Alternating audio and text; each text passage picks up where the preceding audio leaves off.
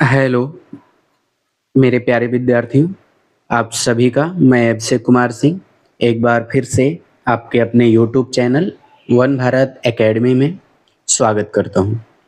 जैसा कि आप देख रहे थे कि क्लास 10th के लिए आक्रमण सीरीज चलाई जा रही है मैथ सब्जेक्ट के लिए, जिसमें मैंने 3 लेक्चर कंप्लीट करा दिया है। पहले लेक्चर में मैंने आपको सिलेबस बताया था। क्या बताया था पहले लेक्चर में? पहले लेक्चर में मैंने आपको सिलेबस पूरा का पूरा बताया था, और जिसमें मैंने आपको पूरा क्या पढ़ना है, क्या आपको रीड करना है, क्या आपको लर्न करना है, क्या आपको हमेशा माइंड में रखना है, ऑलवेज माइंड, हमेशा क्या माइंड में रखना है, वेटेज कितना है, मतलब परसेंटेज एवरी टॉपिक का, एवरी चैप्टर का क्या क्या है, ये सब वगैरह वगैरह चीज़ें मैं आपको फर्स्ट लेक्चर में कंप्लीट करा दिया था। अगर सेकंड लेक्चर की बात करूं तो सेकंड लेक्चर में मैंने आपका जो फर्स्ट चैप्टर है उसके बारे में पूरा का पूरा मैंने ओवरव्यू दिया था। क्या दिया था? ओवरव्यू दिया था। और क्या सोचना है चैप्टर रियल नंबर के बारे में, उसके बारे में मैं आपको एक थिंक टैंक भी बताया था, किस तरीके से क्या चीज़ें होती हैं। और तीसरे लेक्चर की अगर बात करें तो जो चैप्टर 1 में आपका एक्सरसाइज 1.1 के पहले जो आपका एग्जाम्पल था उन सभी को मैंने आपके सामने लेकर के आया था और उसको आपको समझाया भी था, उसका डिस्क्राइब मैंने भी आपके सामने किया था। ठीक है, आज डे 4 है, इसमें भी मैं अभी चैप्टर 1 ही आपका चलेगा। टोटल शेड्यूल मैंने बनाया है कि 7 लेक्चर तक जाएगा। कितने लेक्चर तक जाएगा? 7 लेक्चर तक आपका फर्स्ट चैप्टर कंप्लीट हो जाएगा। आज 4th लेक्चर है, इसमें मैं आपको एक्सरसाइज 1.1 कंप्लीट करवाने वाला हूं। जैसा कि आप देख रहे होंगे यहाँ लिखा गया है कि फुल एक्सरसाइज 1.1 एनसीईआरटी का भी, आप जो पब्लिकेशन पढ़ रहे हैं उस पब्लिकेशन का भी, चाहे वह चित्रा का हो, चाहे वह विद्या पब्लिकेशन का हो, चाहे आप आर.एस. अग्रवाल पढ़ रहे हो, ठीक है, वगैरह वगैरह अलग अलग पब्लिकेशन की भी बुक जो भी आप पढ़ रहे हैं उन सभी का कंपाइलेशन मैंने किया है। बट हाँ, सारे क्वेश्चन का कंपाइलेशन नहीं किया है। जो आपके एग्ज़ाम को देखते हुए इम्पॉर्टेंट हमें लग रहे थे उन सभी का मैंने समावेशन किया हुआ है। ठीक है, और इतना मान के चलिएगा कि जब पेपर दे के आइएगा मेरे वीडियो से एक एक क्वेश्चन मिला लीजिएगा, इससे बाहर आपको क्वेश्चन देखने को नहीं मिलेगा। सारे के सारे जो एग्ज़ाम में आए हुए हैं उसको भी मैं कंसीडर कर रहा हूँ। और मैं पहले भी आपको बता दिया था कि जो मैं रेफरेंस माना हूँ वो 25 और 26 का रेफरेंस माना हूँ।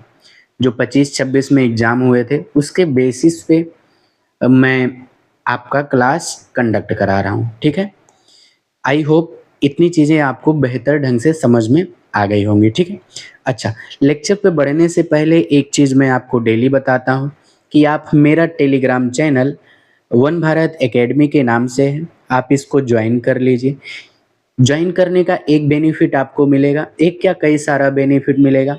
सबसे पहला, आपको नोटिफिकेशन मिल जाया करेगा क्लास का, नोटिफिकेशन मिल जाया करेगा क्लास का कि किस दिन क्या क्लास होने वाली है। दूसरा बेनिफिट मिल जाएगा कि मैं जो यहाँ पे बोर्ड पे लिखता हूँ उसकी पीडीएफ आपको मिल जाएगी, बोर्ड पीडीएफ भी मिल जाएगी। तीसरा बेनिफिट ये मिलेगा आपको कि आप प्रिंटेबल पीडीएफ भी प्राप्त कर सकते हैं। यदि जो मैं पढ़ा रहा हूँ आप उसको केवल सुन रहे हैं, केवल देख रहे हैं, लिखना नहीं चाहते हैं, तो उसके लिए है कि आप प्रिंटेबल पीडीएफ प्रिंट करा करके रख सकते हैं। डेली 1-2 पेज आपको मिलेगा, ठीक है? अगर आप प्रिंट कराएँगे। और जो बोर्ड पीडीएफ होती है, उसमें बहुत सारा लगभग 19-20 पेज चला जाता है। उसी को कंपाइलेशन करके शॉर्ट में कंप्रेस करके मैं प्रिंटेबल बना देता हूँ। एक पेज में आपका 10 पेज के बराबर कंटेंट आ जाता है, ठीक है? आई होप सो ये चीज़ें आप कर लेंगे, इसमें कोई दिक्कत नहीं आएगी। अच्छा, चलिए अब आगे बढ़ते हैं, देखते हैं आज का लेक्चर क्या होने वाला है। हाँ, एक्सरसाइज़ 1.1 एक चीज़ और, एग्ज़ाम्पलर का भी क्वेश्चन जो एनसीईआरटी में है उसको भी मैं लिया हूँ, ठीक है? अच्छा, इस पे बढ़ने से पहले मैं थोड़ा-सा आपको डिविज़िबिलिटी की तरफ लेके चलना चाहता हूँ। किसकी तरफ लेके चलना चाहता हूँ? डिविज़िबिलिटी की तरफ। थोड़ा आप रिकॉल कर लीजिएगा, क्या मैं पढ़ा रहा हूँ? डिविज़िबिलिटी। क्योंकि आप जब डिविज़िबिलिटी आप जब फैक्टराइज़ेशन करते हैं, तो कहीं न कहीं आपको वहाँ डिविज़िबिलिटी की ज़रूरत पड़ती है, विभाज्यता की ज़रूरत पड़ती है, नंबर की, क्योंकि नंबर कभी-कभी आपको बहुत बड़े-बड़े देखने को मिल जाते हैं, तो ये नहीं समझ में आता आपको कि किससे डिवाइड करूँ या किससे ना करूँ। तो यदि डिविज़िबिलिटी थोड़ा-सा आप अपने माइंड में रखते हैं, तो आपके लिए फैक्टर करना आसान होता है, ठीक है? देखिए, सबसे पहले डिविज़िबिलिटी आता है, किसका आता है? 2 का आता है। किसका आता है? 2 का। अगर आप 2 पढ़ रहे हैं 2 का, तो वहीं पे आप 4 का भी पढ़ लीजिए, वहीं पे आप 8 का डिविज़िबिलिटी पढ़ लीजिए। आपके लिए आसान हो जाता है। क्यों? क्योंकि ये सभी के सभी कनेक्ट होते हैं एक-दूसरे से, ठीक है? अच्छा, चलिए पहले इसके बारे में मैं आपको लिख देता हूँ, फिर आगे की डिविज़िबिलिटी आपको बताऊँगा, ठीक है? इसके बारे में देखिएगा, थोड़ा ध्यान से देखिए। 2 का डिविज़िबिलिटी क्या कहता है? कोई भी नंबर हो, कितना भी बड़ा हो, हमको केवल लास्ट के डिजिट पे फ़ोकस करना है। लास्ट डिजिट पे। किस पे? लास्ट डिजिट पे। ये लास्ट डिजिट क्या होना चाहिए? डिविज़िबल होना चाहिए। डिविज़िबल होना चाहिए। किससे डिविज़िबल होना चाहिए? 2 से डिविज़िबल होना चाहिए। या आप कह सकते हैं 0 होना चाहिए, 2 होना चाहिए, 4 होना चाहिए, 6 होना चाहिए, 8 होना चाहिए। यदि इतना नंबर, इतना डिजिट आपको मिलता है यूनिट प्लेस पे, इकाई के अंक पे, तो वह नंबर आपका 2 से डिविज़िबल होता है। अच्छा, ये 2 का कितना टाइम है? 4 टाइम है। तो इसका मतलब यहाँ लास्ट पे एक डिजिट पे हम काम करते थे, 4 में लास्ट पे हम 2 डिजिट पे काम करेंगे, ठीक है? इसीलिए मैंने कहा कि थोड़ा-सा लिंक होता है। Last 2 digit, last 2 digit divisible by divisible by अच्छा, यहाँ 2 का हम डिविज़िबिलिटी पढ़ते थे, तो 2 लिखे थे। यहाँ 4 का पढ़ रहे हैं, किससे डिविज़िबल होना चाहिए? 4 से डिविज़िबल होना चाहिए। अच्छा, ये 2 का कितना टाइम है? कहोगे सर आपका चला जाएगा 4 टाइम। लेकिन अगर वहीं पे देखा जाए, हम फैक्टर करते हैं, प्राइम फैक्टर करते हैं। 8 को कैसे लिख सकते हैं? 2 2 जा 4 2 जा 8 ऐसे लिख सकते हैं। तो कितनी बार हुआ? 3 बार हुआ। तो इसका मतलब हमें लास्ट के 3 डिजिट पे काम करना है। 8 का डिविजिबिलिटी कहता है कि लास्ट का 3 डिजिट क्या होना चाहिए? डिविजिबल होना चाहिए। किससे होना चाहिए? 8 से होना चाहिए। तो पूरा का पूरा नंबर किससे डिविजिबल हो जाएगा? आपका 8 से डिविजिबल हो जाएगा। आई होप सो इतनी चीज़ें आपको समझ में आ गई होंगी, ठीक है? अच्छा, अब मैं आगे बढ़ूँगा। आगे मैं आपको 3 का डिविजिबिलिटी रूल बताऊँगा, ठीक है?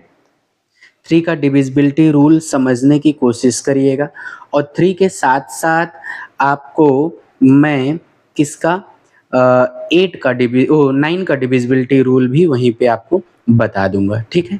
आइए, पहले इसको मैं बॉक्स में बंद कर देता हूँ क्योंकि ये सभी के सभी एक-दूसरे से लिंकेज हैं। क्लियर?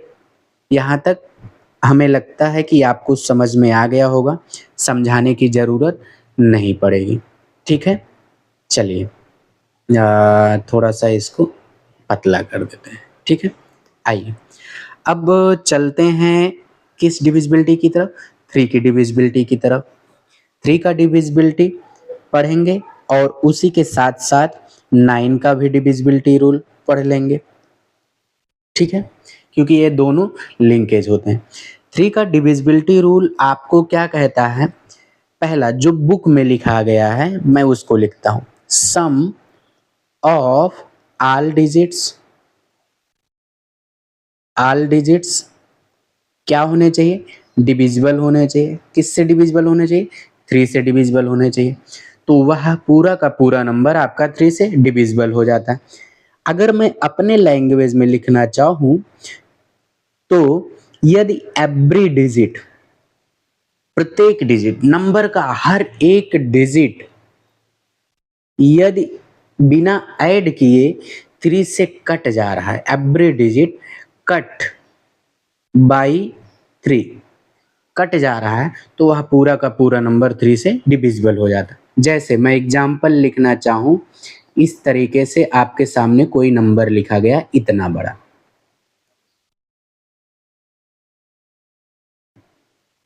ठीक है। अब इसको आप क्या करोगे, जो बुक में लिखा गया है उसके बिहाफ पे आप देखोगे, सबसे पहले इसको ऐड करोगे, ठीक है। 1 + 2 + 3 + 4 + 5 + 6 तब चेक करोगे, ठीक है। लेकिन अगर मैं वहीं कहूँ कि आप डायरेक्ट 3 जहाँ का बन रहा है उसको कट कर दिए, देखिए 3 की टेबल में आया कट हो गया, 3 की टेबल में आया कट हो गया, 3 की टेबल में आया कट हो गया, 3 की टेबल में आया कट हो गया, कुछ नहीं बचा, तो इसका मतलब यह पूरा का पूरा 3 से क्या है, डिविजिबल है। तो आप चाहे ए वाला याद कर सकते हैं, चाहे आप मेरा वाला याद कर सकते हैं जो मैं बताया हूँ। ठीक इसी तरीके से आपको देखने को मिलता है 9 का डिविजिबिलिटी रूल। 9 का डिविजिबिलिटी क्या कहता है, बुक में जो लिखा है, sum of all digits, sum of all digits is divisible by 9। या तो सभी डिजिट को सम करो, 9 से डिवाइड करो, हो रहा है 9 से डिवाइड तो पूरा नंबर 9 से डिविजिबल है, अदरवाइज नहीं है।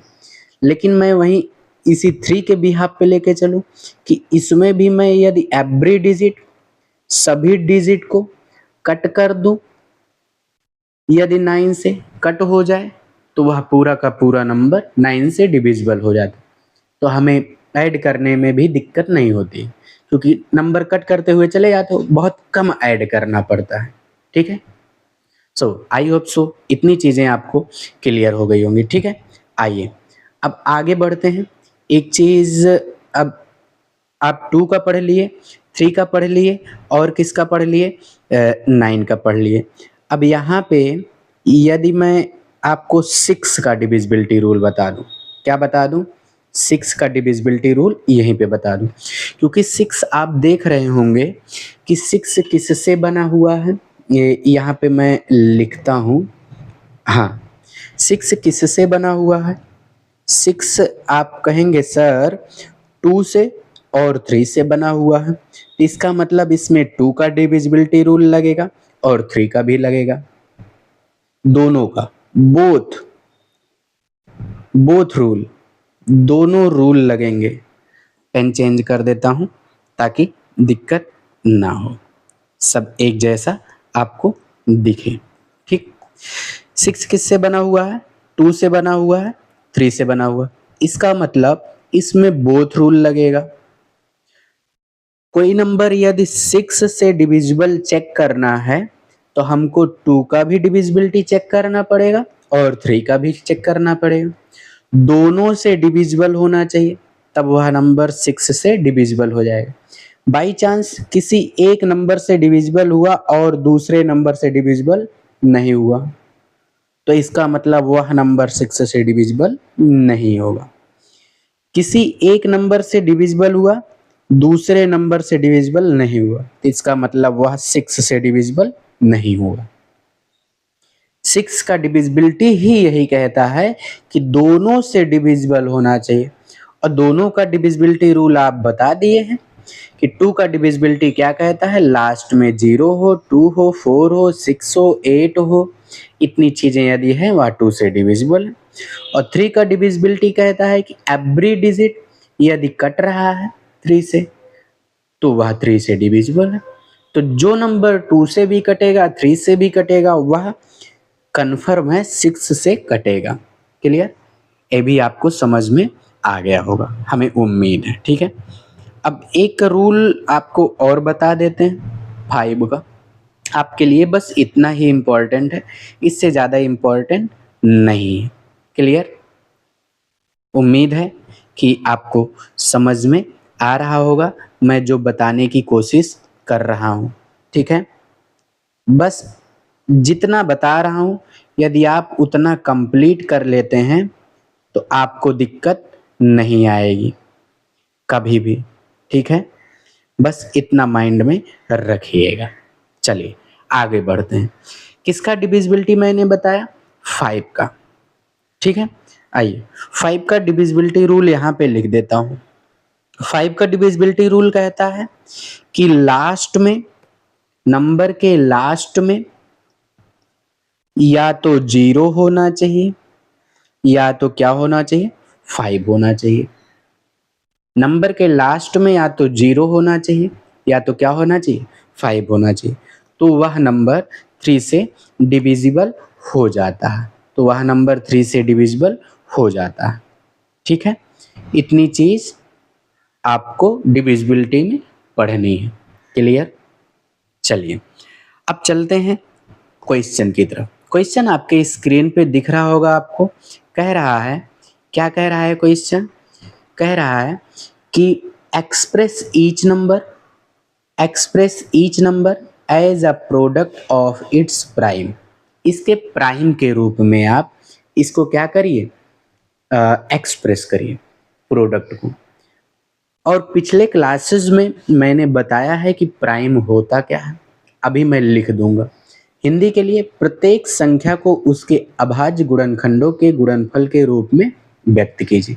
देखिए पहला क्वेश्चन आपके 2014 के बोर्ड के 24 के बोर्ड के एग्जाम में आया और ये वाला 22 में, 23 में, 25 में, अब मान के चलिए कि आपका 27 में कन्फर्म है। ये इम्पॉर्टेंट है आपके लिए, 27 में आएगा। क्लियर? नोट करके लिख लीजिए। ये दोनों आए नहीं हैं बट मैंने ले लिया है। और इसकी बात करूं, ये भी आपका 22, 23, 25 में आया हुआ है। ठीक है, इस बार मोस्ट प्रोबेबली आपको देखने को मिल सकता है क्योंकि क्वेश्चन रिपीट होते रहते हैं। आपका ये कंपटीशन नहीं है, एकेडमिक क्लासेस हैं, तो एकेडमिक में उतना क्वेश्चन नहीं बनता है, जो बना रहता है उसी को रिपीट कर दिया जाता है। ठीक है, चलिए आइए अब समझते हैं कि प्राइम आखिर होते क्या हैं। सबसे पहले क्या करेंगे? सॉल्यूशन लिखेंगे, जो मैं आपको बताता हुआ चला आया हूँ शुरू से अभी तक। सॉल्यूशन लिखेंगे और सॉल्यूशन के बाद क्वेश्चन में जो कह रहा उसका हिंट लिख देंगे। प्राइम बोला तो लिखेंगे कि वी नो दैट, हम जानते हैं। वी नो दैट, हम जानते हैं। क्या जानते हैं? प्राइम के बारे में। किसके बारे में? प्राइम्स के बारे में। क्या कहता है primes? Only two factor, only two factors,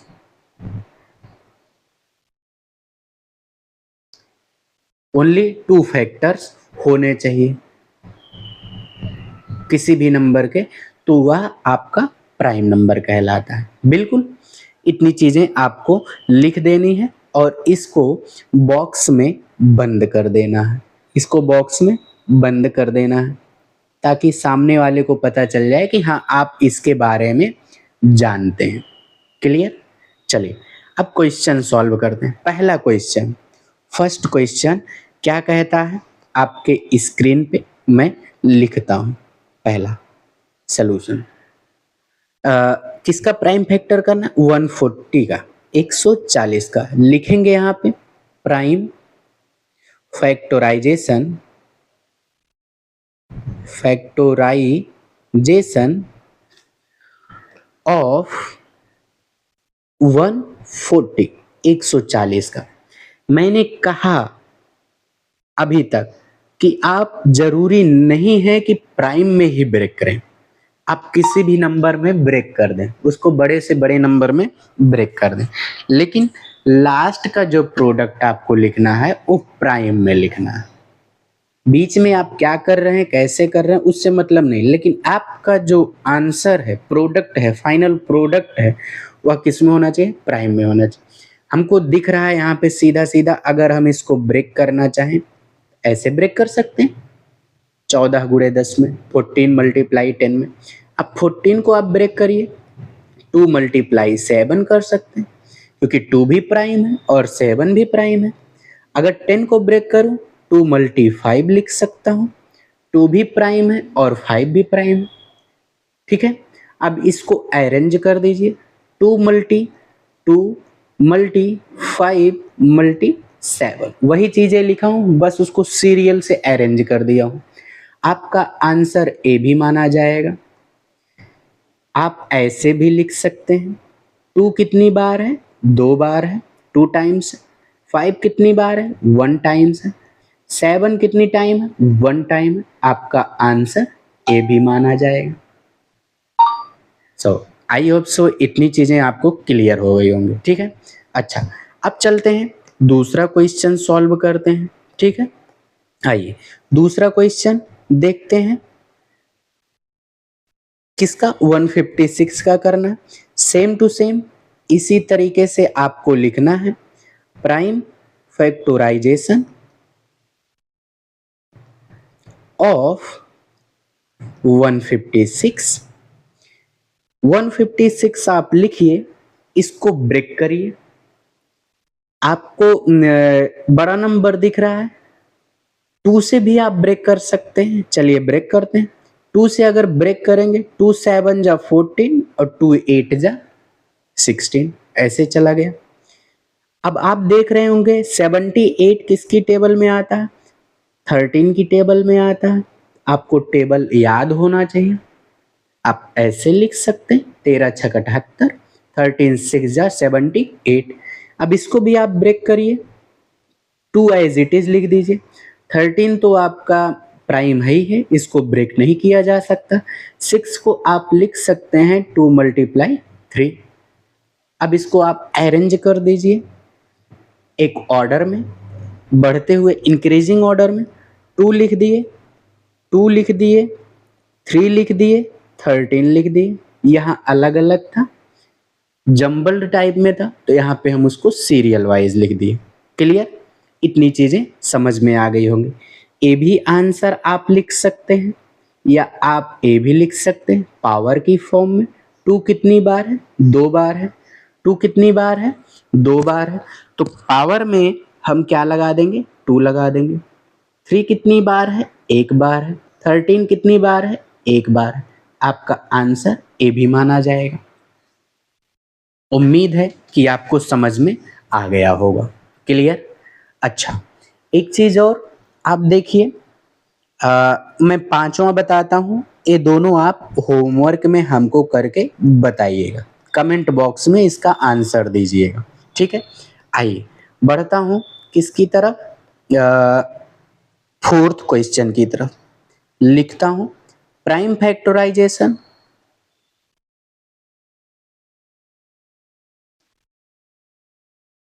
of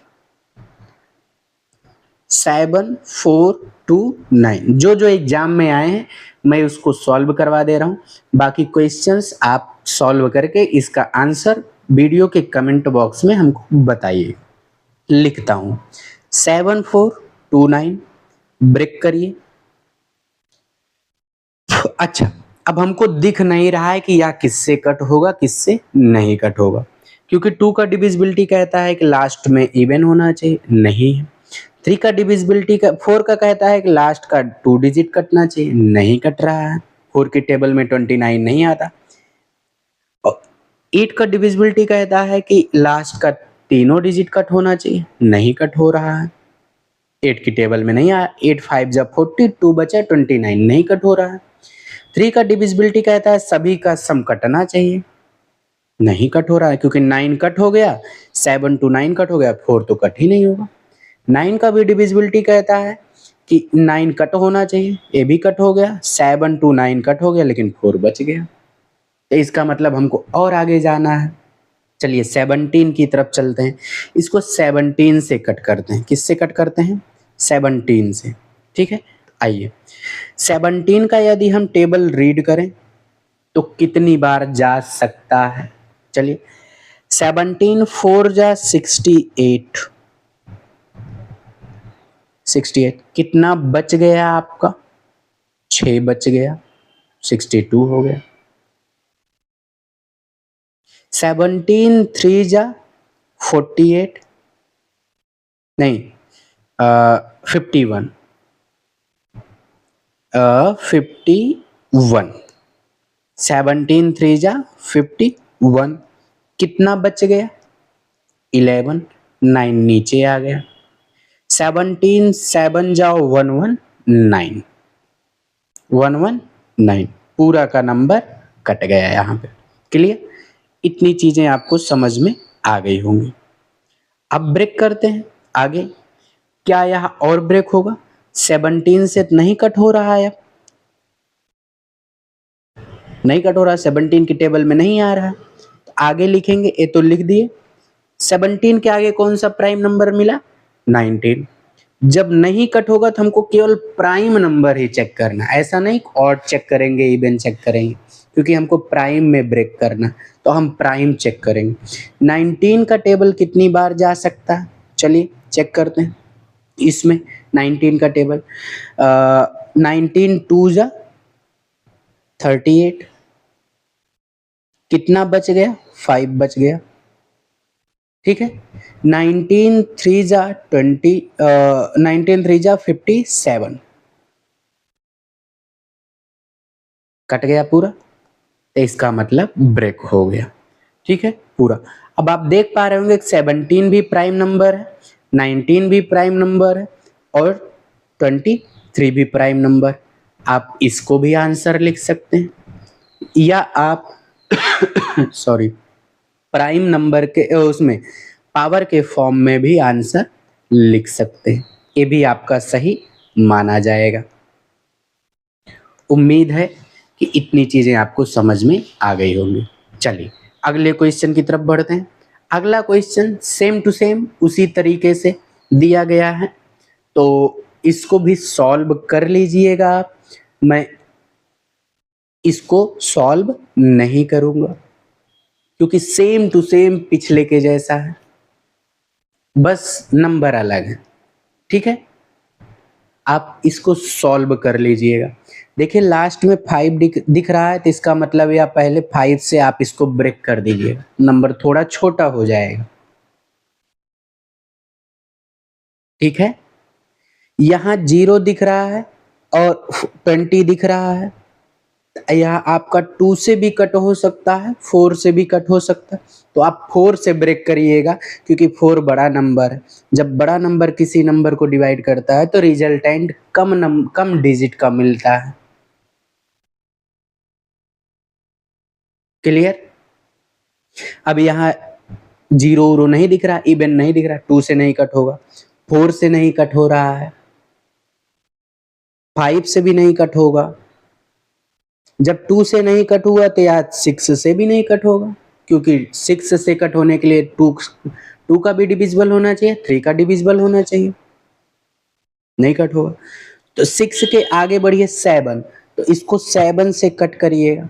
यदि 7 से कट होगा तो फिर आप कट करते हुए चले जाइए। मैंने आपको हिंट दे दिया है कैसे सॉल्व करना है। ठीक है, आइए आगे बढ़ते हैं। अगला क्वेश्चन, इसको थोड़ा सा अभी रोकिएगा, मैं लास्ट में बताऊंगा, क्योंकि अभी बता दूंगा तो कुछ बच्चे कहेंगे कि सर बहुत टफ है, बहुत टफ, इस वजह से मैं इसको लास्ट में बताऊंगा। ठीक, क्वेश्चन नंबर 4 आप देखिएगा अपने स्क्रीन पे कि क्वेश्चन नंबर 4 क्या कहता है। कह रहा है कि एक्सप्लेन करिए, क्या करिए? एक्सप्लेन करिए वाई, क्यों ए नंबर जो लिखा गया है और ए नंबर कंपोजिट है। क्या है? कंपोजिट है। तो सबसे पहले आप कंपोजिट के बारे में लिख दीजिए। क्या कर दीजिए? कंपोजिट के बारे में आप लिख दीजिए ताकि आसान हो जाए। आपका जो आप पढ़े हैं वो रिकॉल हो जाए। वी नो दैट, हम जानते हैं। क्या जानते हैं? कंपोजिट नंबर के बारे में जानते हैं। किसके बारे में जानते हैं? कंपोजिट नंबर के बारे में। कंपोजिट नंबर क्या कहता है? More than 2 factor, more than 2 factor, 2 से ज्यादा फैक्टर होने चाहिए। तो वह आपका क्या कहलाता है? कंपोजिट कहलाता है। इतनी चीजें आप नोट करके छोड़ दीजिए। अब आगे बढ़िए। आगे क्या कह रहा है क्वेश्चन? देखते हैं। नंबर दिया गया, पहला नंबर ए दिया गया है और दूसरा नंबर ए दिया गया है। इनको एक्सप्लेन करना है क्यों कंपोजिट है। ठीक है, चलिए सबसे पहले पहला लिखते हैं, फर्स्ट एक्सप्रेशन। ठीक है, फर्स्ट एक्सप्रेशन। एक्सप्रेशन क्यों है? क्योंकि एक्सप्रेशन एक होता है और एक इक्वेशन होता है। इक्वेशन में इक्वल के जैसा आप कह रहे हो, इक्वेशन। यहाँ कहीं ना कहीं प्रोनाउंसिएशन इक्वल का आ रहा है, तो इक्वेशन कौन सा होगा? जिसमें इक्वल लगा होगा, मतलब कुछ लेफ्ट साइड में लिखा होगा, कुछ राइट साइड में लिखा होगा, तो वह इक्वेशन कहलाता है। यदि उसमें इक्वल नहीं लगा है तो वह एक्सप्रेशन कहलाता है, व्यंजक कहलाता है। ठीक है, चलिए इतनी चीजें आप, जो भी चीज आप पढ़िए आप उससे रिलेटेड चीज तुरंत रिकॉल कर लीजिए, आपके लिए आसान हो जाएगा।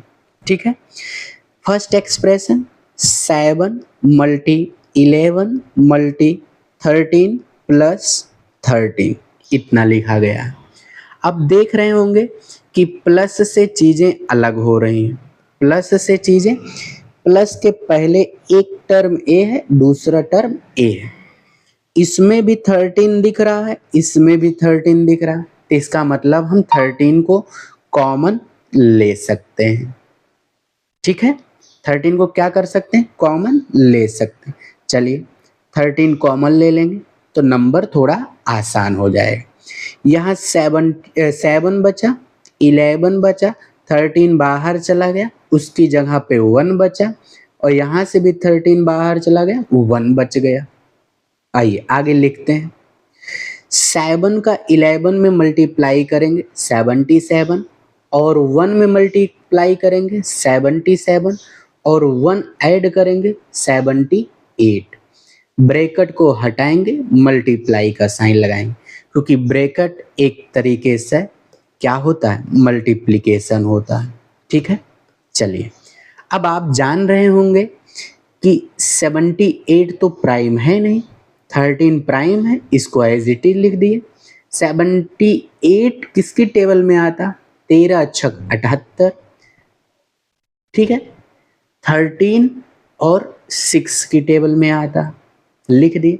6 प्राइम नहीं है, 6 को भी ब्रेक कर सकते हैं। कैसे ब्रेक कर सकते हैं? 6 की जगह पे हम 2 मल्टीप्लाई क्या लिख सकते हैं? 3 लिख सकते हैं। 2 मल्टीप्लाई क्या लिख सकते हैं? 3 लिख सकते हैं। अच्छा एक लाइन और लिख देता हूँ, नहीं तो जो बाद में देखेंगे उनको कन्फ्यूजन होगी। ठीक है, 13 मल्टी 13, 6 की जगह पे 2 मल्टीप्लाई 3 लिख देंगे।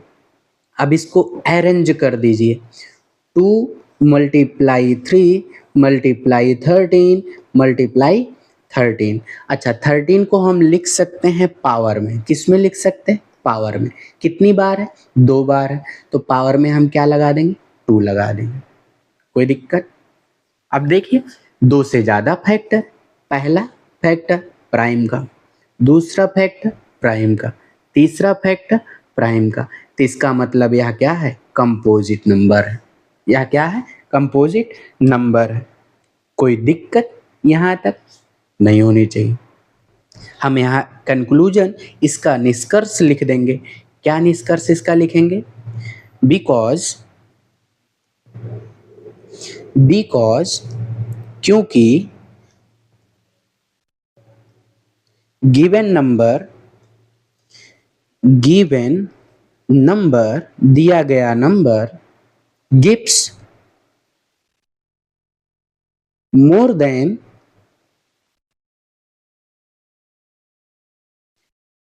टू फैक्टर्स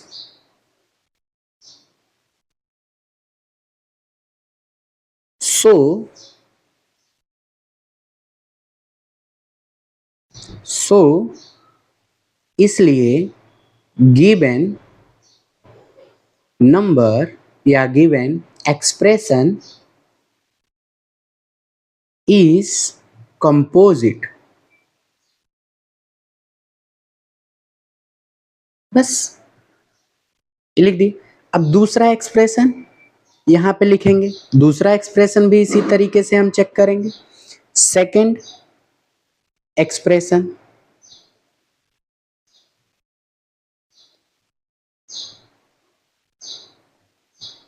चलिए क्या लिखा गया है? 7 multiply 6 multiply 5 multiply 4 multiply 3 multiply 2 multiply 1 plus 5। इसमें भी हमको 5 दिख रहा है, प्लस से अलग हो रही चीजें यहाँ और यहाँ दो टर्म। यहाँ भी 5 दिखा, यहाँ भी 5 दिखा, कॉमन दिख रहा है तो कॉमन ले लेंगे, इसको हटा देंगे यहाँ से। कुछ लोग कहेंगे यदि सर कॉमन ना दिखे तब, कॉमन नहीं दिखेगा तो हम मल्टीप्लाई और ऐड करके लिखेंगे, एक ही चारा हमारे लिए। ठीक है, 5 कॉमन लेते हैं। 7 मल्टीप्लाई 6, ठीक है, मल्टीप्लाई 5 हट गया, 1 मल्टीप्लाई 4 मल्टीप्लाई 3 मल्टीप्लाई 2 मल्टीप्लाई 1 और 5 चला गया तो 1 बचा। इतनी चीजें उम्मीद है कि आपको समझ में आ गई होगी। ठीक है, आइए आगे बढ़ते हैं, इसको अब थोड़ा सा सॉल्व करते हैं। यहाँ पे लिखते हैं 5 मल्टीप्लाई, चलिए कैसे करेंगे? ठीक है, 42 1 जा 42 और 42 2 जा कितना हो जाएगा? 42 का 2 से मल्टी करेंगे, 2 2 जा 4 और 2 4 जा 8। अच्छा 4 से मल्टी कर दो, 4 4 जा 16, 4 4 जा 16, 1 बचा, 4 8 जा 32 और 1 33। अब 3 से मल्टी कर दो, 3 6 जा 18, 3 3 जा 9, 1 10, 9 1 10, 3 3 जा 9 और 1 10, 1008। क्लियर? कोई दिक्कत यहाँ तक किसी को? और प्लस में क्या है? 1 है, जब ऐड करेंगे तो 1009 हो जाएगा, लिख दिए यहाँ पे, और इन सबको हम इरेज कर दिए। ठीक, आया समझ में? एक मल्टीप्लाई करने के ऊपर, यदि आप मल्टीप्लाई कर लेते हैं तो आपके लिए आसान होगा। क्लियर? अच्छा अब देखिए, कोई भी नंबर अपने आप से डिवाइड होता है और 1 से डिवाइड होता है तो वह प्राइम कहलाता है। यदि इसके अलावा किसी और अदर नंबर से डिवाइड हो तो वह कंपोजिट कहलाता है। देखो ये तो खुद से डिवाइड होगा नंबर जो अपना वाला है, और 1 से भी डिवाइड होगा, और साथ ही साथ 5 से भी हो रहा है, 101 से भी हो रहा है। इसका मतलब मोर देन 2 फैक्टर दिख रहा है हमको। तो जब मोर देन 2 फैक्टर दिख रहा है तो यह कंपोजिट है। क्या है? कंपोजिट। बस इसी को लिख देना। ठीक है, आइए इरेज कर देता हूं और इसका कंक्लूजन लिख देता हूं, निष्कर्ष लिख देता हूं। बिकॉज जैसे आप पहले में लिखे हैं वैसे because given number gives more than two factors, so given number या एक्सप्रेशन इज कंपोजिट। उम्मीद है आपको समझ में आ गया होगा, प्रूव्ड हो गया कि हाँ इसीलिए यह कंपोजिट है। कोई दिक्कत? चलिए आगे बढ़ते हैं, अगला क्वेश्चन। हाँ, एलसीएम एचसीएफ आ गया और प्रोडक्ट भी आ गया उसका, जो मैंने फार्मूला आपको बताया था। कह रहा है कि जो नंबर दिया गया है उसका आपको पता करना है। क्या पता करना? एलसीएम पता करना, एचसीएफ पता करना, और एक जो मैंने रिलेशन बताया था उस रिलेशन से उसको क्या करना है? वेरीफाई भी करना है। क्या करना है? वेरीफाई भी करना है। ठीक है, इतनी चीजें आपको तुरंत माइंड में आ जानी चाहिए। एलसीएम पता करना है, एचसीएफ पता करना, और इसकी जांच करनी है इस फार्मूले से। ठीक है, चलिए करते हैं। अब हम क्या करेंगे, जब हमको पता चल गया ये चीज एलसीएम एचसीएफ निकालना है, तो इसका मतलब हमको प्राइम फैक्टर भी करना पड़ेगा, और प्राइम फैक्टर करना पड़ेगा तो इसका मतलब एलसीएम और एचसीएफ अपना अपोजिट ले लेगा। एलसीएम जनरली क्या होता है? छोटे से छोटा होता है, लीस्ट होता है, बट जब फैक्टर करते हैं हम प्राइम का तो वहाँ पे अपोजिट हो जाता है, वह हाईएस्ट ले लेता है। और यदि हम क्या करते हैं, एचसीएफ निकालते हैं, तो जनरली एचसीएफ हाईएस्ट होता है, बट प्राइम फैक्टर में क्या हो जाता है? लोवेस्ट स्मॉलेस्ट का रूप ले लेता है। ये चीज आपको लिख देना है। ठीक है, आइए ये चीज हम यहाँ पे क्या करते हैं, लिख देते हैं। क्लियर? हाँ, चलिए। वी नो दैट, हम जानते हैं। क्या जानते हैं? एलसीएम के बारे में जानते हैं और एचसीएफ के बारे में जानते हैं, तो उसको हमको यहाँ पे लिख देना। एलसीएम क्या होता है? Generally least, L for least, लेकिन यहाँ पे ग्रेटेस्ट लेगा क्योंकि यहाँ पावर की बात होती है। Greatest power of each primes. ठीक है, हाईएस्ट क्या हो, एचसीएफ क्या होता है? जनरली हाईएस्ट होता है। यदि हम लेकिन प्राइम फैक्टर में वही जाते हैं तो यह हाईएस्ट अपोजिट हो जाता है, स्मॉलेस्ट पावर ले लेता है ऑफ ईच। लेकिन इसमें एक चीज और जुड़ जाता है, कॉमन जुड़ जाता है, each common primes, common primes. इतनी चीजें आपको लिख देनी है और इसको बॉक्स में क्या कर देना है? बंद कर देना है। ठीक है, फिर हम क्वेश्चन के सलूशन की तरफ चलेंगे। पेपर में भी ऐसे करना है, कॉपी में भी ऐसे करना है। ठीक है, कोई दिक्कत नहीं होनी चाहिए। आइए सलूशन की तरफ अब बढ़ते हैं हम। ठीक, देखते हैं फर्स्ट क्वेश्चन क्या कह रहा है। 26 एंड 91। चलिए 26 का फैक्टर करते हैं। क्या करते हैं? 26 का फैक्टर करते हैं। पहले आप ब्रेक करिए, 2 × 13। अब यहाँ तो दोनों प्राइम मिल गया, कोई दिक्कत नहीं, इसको पावर की फॉर्म में लगा के हम छोड़ देंगे। आगे आते हैं 91 की तरफ आते हैं। आपको टेबल आ रहा होगा 13 7 91, 13 से बन जा 91, तो छोटे वाले को पहले लिखिए, बड़े वाले को बाद में लिखिए, क्योंकि हम ऑर्डर में लिखते हैं, असेंडिंग ऑर्डर में लिखते हैं। 7 की पावर 1 लिख देंगे, क्या लिख देंगे, 7 की पावर 1 लिख देंगे और 13 की पावर 1 लिख देंगे। कोई दिक्कत?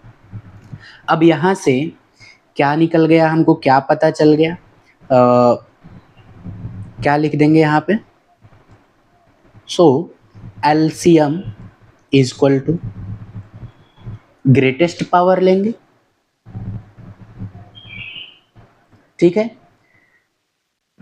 अच्छा, एक चीज यहाँ पे लिखिएगा, थोड़ा सा मैं भी बताना भूल गया और आप भी हमको ध्यान में नहीं दिलाए वो चीज। एलसीएम में हम कॉमन भी लेते हैं और जो बच जाता है उसको भी लेते हैं, बट एचसीएफ में हम केवल और केवल क्या लेते हैं, कॉमन ही लेते हैं, ठीक है।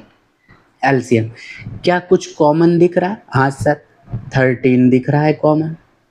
सब जगह पावर 1 है तो टेंशन लेने की जरूरत नहीं है, सभी को हमको लेना है। अब जो कॉमन नहीं है उसको भी ले लिए। अब इसको ऑर्डर में लिख दीजिए, 2 × 7 × 30। अब चाहो तो इसको मल्टीप्लाई करके लिख दो, ठीक है। 13 दूनी 26 और 7 से मल्टीप्लाई करेंगे कितना आ जाएगा, 182 आ जाएगा। सेम टू सेम एचसीएफ, सबके पावर में 1 है तो कोई दिक्कत नहीं, जो कॉमन है एचसीएफ में वही चीज आपको लेना है, बाकी नहीं लेना है, बाकी नहीं लेना।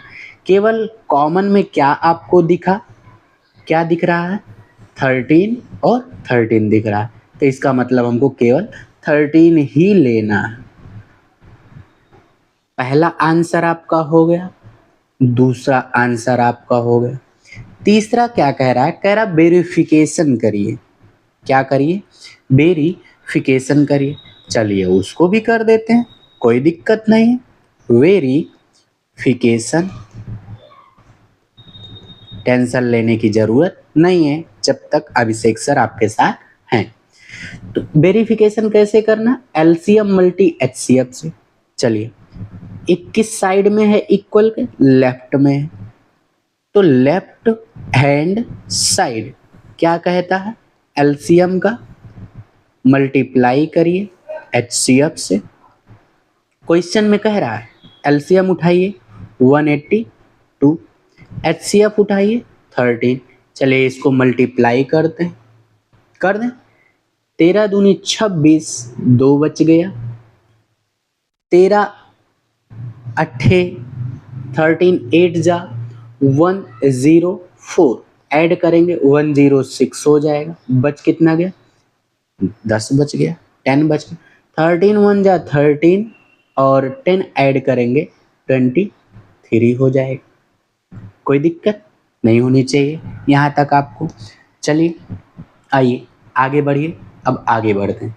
आगे क्या कह रहा है, कह रहा है दूसरी तरफ, ये तो लेफ्ट की बात हो गई, अब हम राइट में चलते हैं।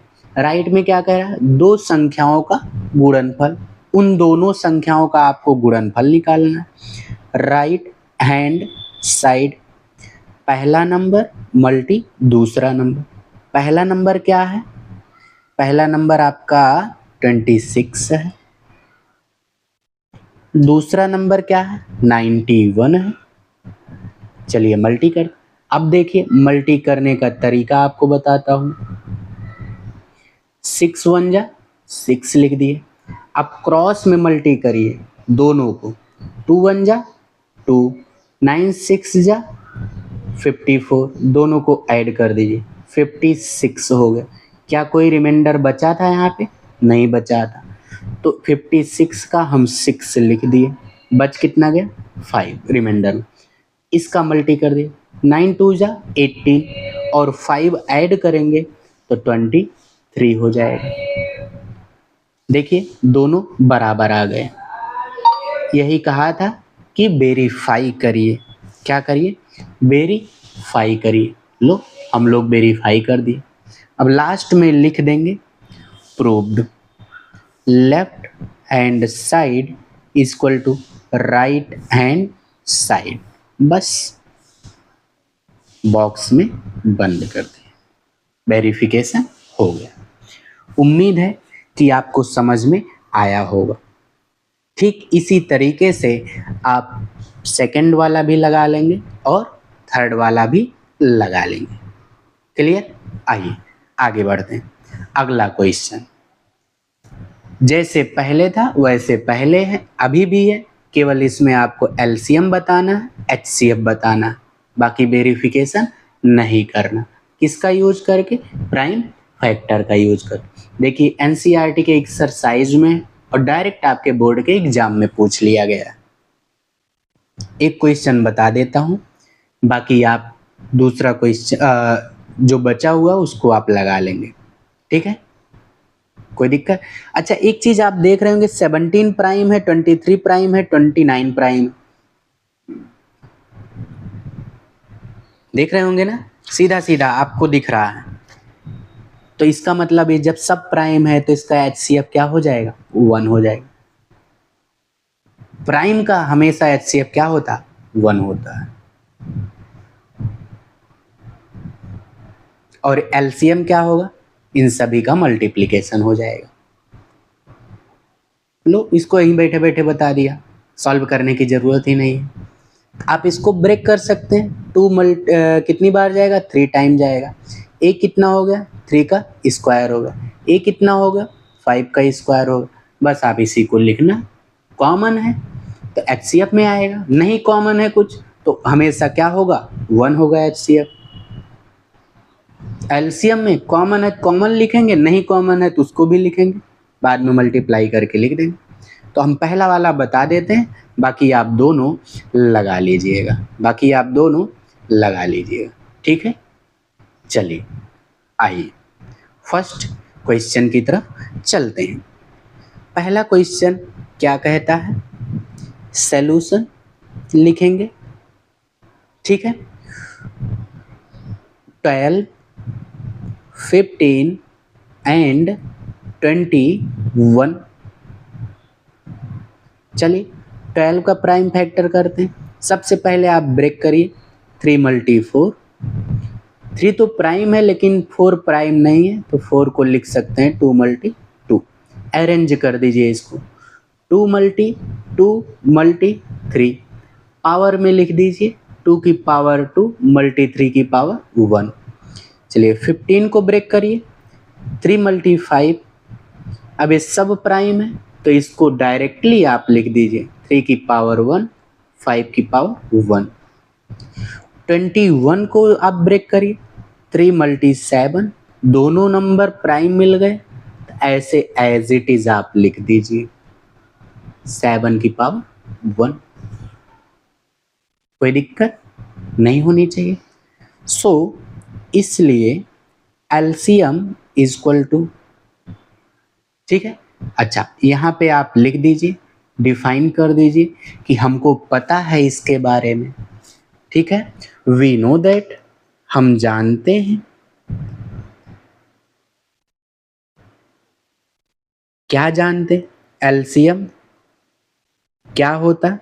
जनरली लीस्ट होता, लेकिन फैक्टर की कंडीशन में ग्रेटेस्ट का रूप ले लेता है, ग्रेटेस्ट पावर। और एचसीएफ की यदि बात करें, जनरली हाईएस्ट होता है, लेकिन यहाँ पे स्मॉलेस्ट ले लेता है, स्मॉलेस्ट पावर। और smallest power, but short way में लिख रहे हैं यहाँ पे, बट जो कॉमन होता है उसको लेते हैं, जो कॉमन होता है उसको लेते हैं, लेकिन इसमें बोथ ले लेते हैं, जो कॉमन होता है उसको भी लेते हैं और जो कॉमन नहीं होता है उसको भी लेते हैं। ठीक है, आइए एलसीएम इक्वल टू, एलसीएम क्या कहता है? Greatest power. कॉमन पहले ढूंढिए, चलिए कॉमन को ढूंढते हैं, कॉमन को ढूंढते हैं। कॉमन क्या है? 3 है, 3 है, 3 है, कॉमन ले लिए। पावर में 1 है, 1 है, 1 है, तो सोचने की जरूरत ही नहीं है, आप डायरेक्ट क्या लिख दीजिए 3 की पावर 1 लिख दीजिए।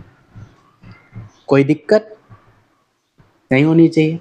अच्छा क्या निकाल रहे हैं? एलसीएम निकाल रहे हैं। तो अब तो हमको कुछ कॉमन नहीं दिख रहा है इसमें, पूरे में नहीं दिखा।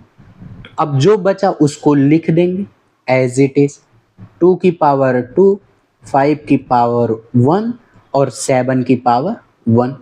अब इसको अरेंज वे में लिख दीजिए, 2 की पावर 2, 3 की पावर 1, 5 की पावर 1 और 7 की पावर 1।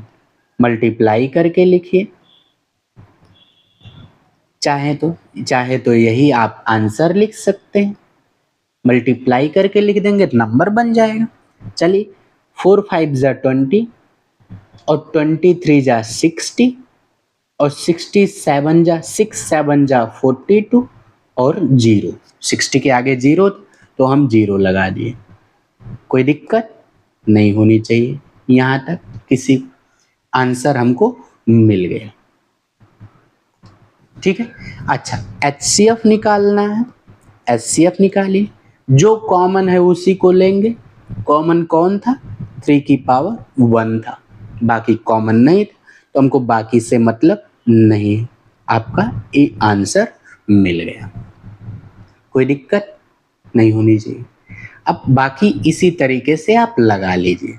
आगे बढ़ते अगला क्वेश्चन। चलिए, गिवन दैट दिया गया है, क्या दिया गया है?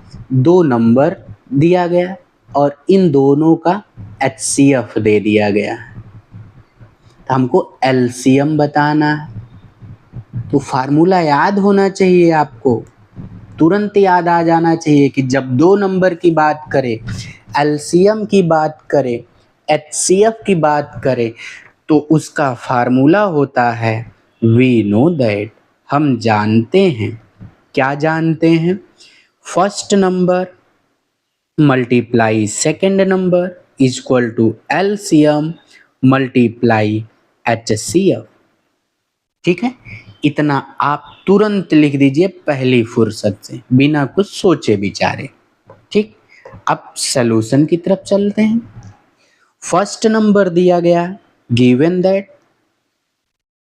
यदि आप क्वेश्चन को लॉन्ग वे में ले जाएं तो इस तरीके से लिख सकते हैं, first number is equal to 306, second number is equal to, अगर लॉन्ग वे में नहीं ले जाना चाहते हैं डायरेक्ट वैल्यू रख दीजिए। ठीक है। अच्छा, इसका HCF दिया गया है क्वेश्चन, HCF लिख दिए और LCM को क्या करना? फाइंड करना।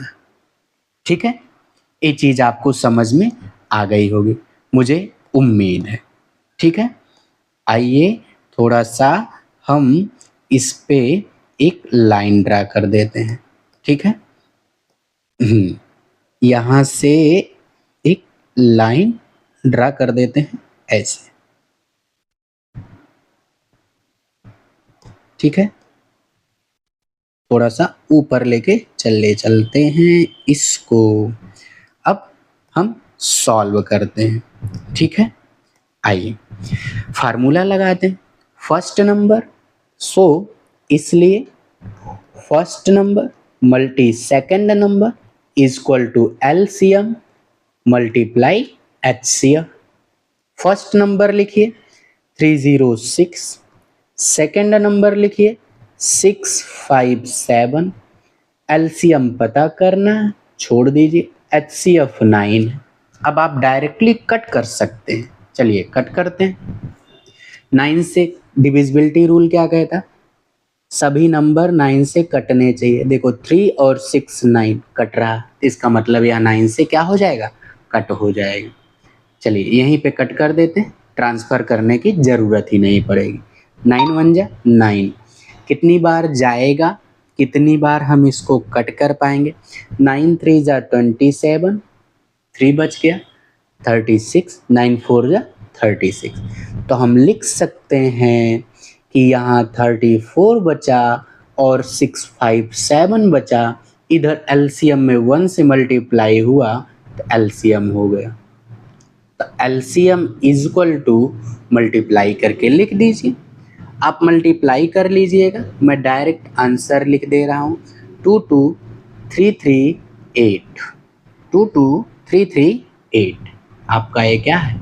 आंसर है। क्लियर?